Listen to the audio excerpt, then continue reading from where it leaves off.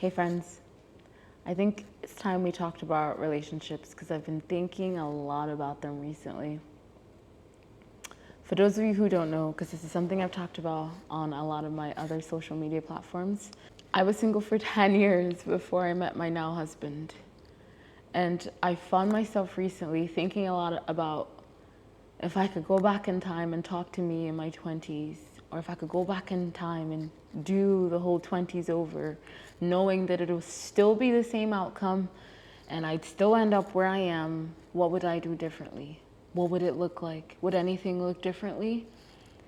That's what I've been thinking about a lot, and I think that's what I want to talk out and talk to you all about in this video today. Because I do so much differently. I would do so much differently. My last boyfriend was when I was 18, and I didn't meet my now husband until I was 28. And I am a hopeless romantic at heart, so I spent all of my life thinking about like the idea of love, romanticizing the idea of love, waiting for somebody to sweep me off my feet, grasping on just different situationships, hoping that this time it's the one, this time it's the one. Also failing to see that a part of it there was me, my inner self, and a lot of things that I had to heal through to get where I was, to be able to accept the love that I wanted. And having all of this out here for you all will kind of give you all an idea on why this is what I would give out or say to this younger version of myself, and to anyone, I guess, who's watching this too. Because if I could go back and do it all over, like if I could get in a time machine and go tell me in my 20s, this is happening, he's gonna come, this is what this is how different my 20s would look. I would go on the journey of healing as early as I could. As much as people don't want to admit it, a lot of the things that happened when we were little, no matter good, no matter bad, no matter what it is, they have influenced us in one way or another and have shaped some of the actions, some of the things we accept, some of the things we do. They've shaped it in one way or the other. I would go back on that journey for myself and see what habits I've picked up, especially with relationships. Because if I can see it early on, I can be made aware of it and stop myself from doing many silly things going forward. So that is something I would totally be doing. Starting that healing journey as early as I could. I spent a lot of my years in therapy, so I wouldn't even say go to therapy earlier. I spent a lot of my 20s in therapy, and I think it was one of the most helpful things I've ever done. And it's funny enough, I think the most helpful therapy actually came to me the same year I met my husband, because that's when I was really starting to bring in all the connections of my life together. But we won't dive too much into that. But therapy will also be something I say.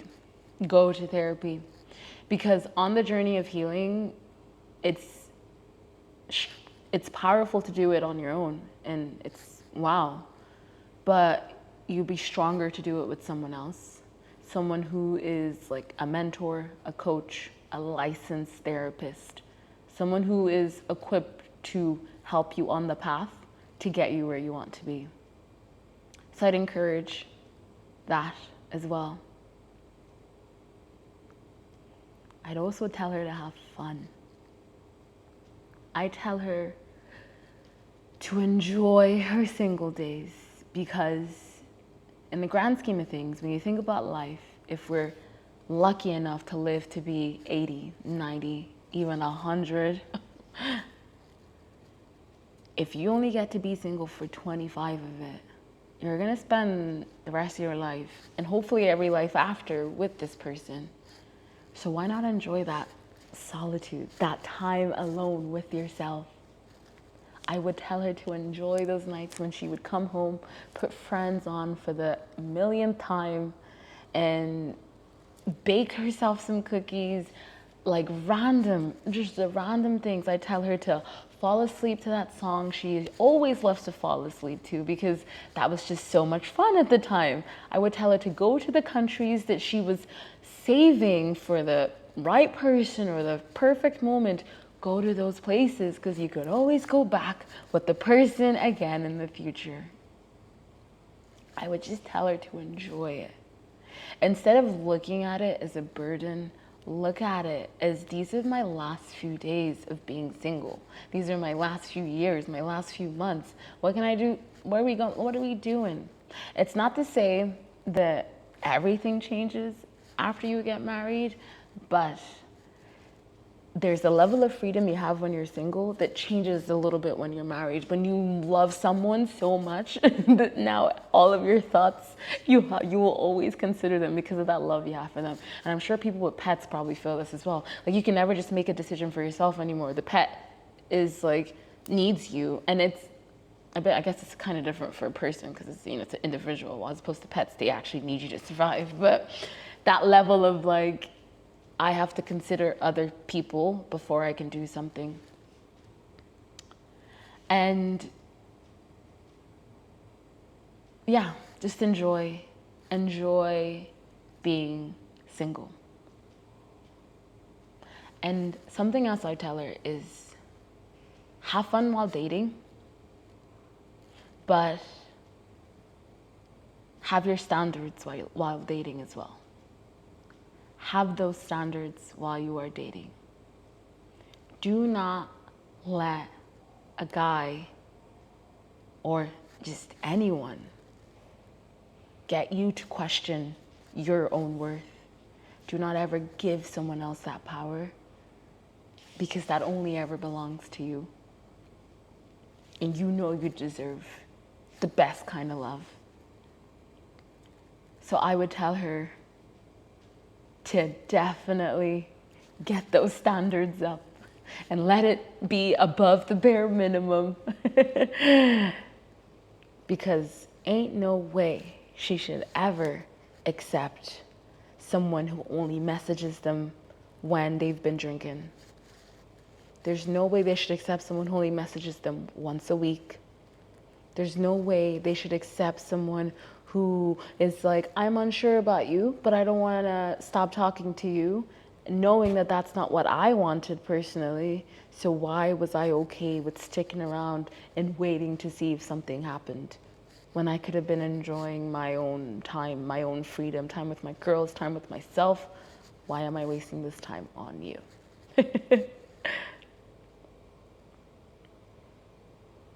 Yeah. And lastly, I tell her, as much as I give out to my husband and I'm like, what took you so long? Why didn't you get here sooner? Like, ooh. I would tell her he's gonna arrive at the perfect time. It won't feel like the perfect time because, well, to me, it didn't feel like the perfect time, but that's because it was something that I really wanted. But having it now and reflecting on life, because hindsight is one of the most beautiful things we have in this life, it was the most perfect time. If he arrived any sooner, I would not have been where I needed to be, and our relationship could have looked completely different. Maybe I wouldn't have even met him for real. Like, I don't know. And maybe if it would arrive later, I actually don't know what life, how different it would look, where I would be in the world, how we would have crossed paths. It was all perfectly timed. It was all perfect. I was the one rushing it all instead of trusting the process and trusting the perfect timing of everything. As if you look around in life and see everything that's brought you to this point so far has always been the most impeccable timing. So how can you not believe that that will also have not been impeccable timing too?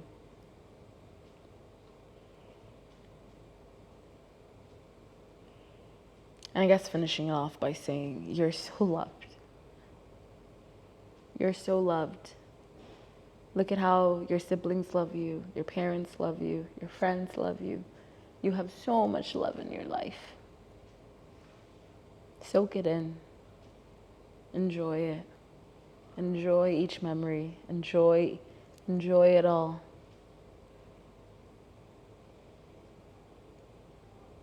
I wish I could go back and give younger me a hug. I wish I could go back and hug her. I really do. To anyone out there